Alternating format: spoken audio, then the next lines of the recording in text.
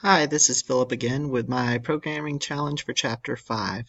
Uh, Essentially, for this program, we were supposed to develop an application that allowed users to input expenses and total income and basically create a budgeting app as far as the requirements were concerned for the project. So, without much further ado, we're going to jump right into the code and I'll let you take a look at what I came up with. All right, so as you can see, my application, I started out with a calculation button. This is after the user has input their income. In the event that the user does try to put in a value that is not a number, it's going to spit out an error and alert them that they need to put in a number. I also have a results box with a couple of labels in it that are going to change as the user inputs information. Those are going to come out in the currency format. It's going to bring up an input box asking them how many expenses that they have. It's going to basically tell them the number of expenses that they declared.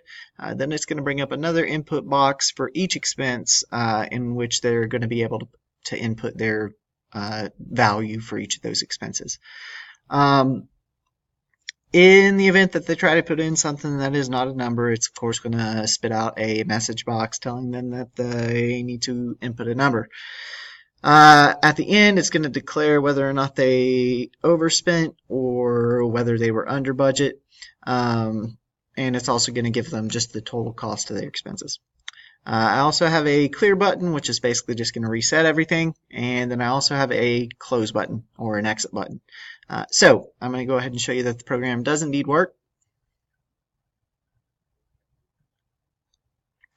All right.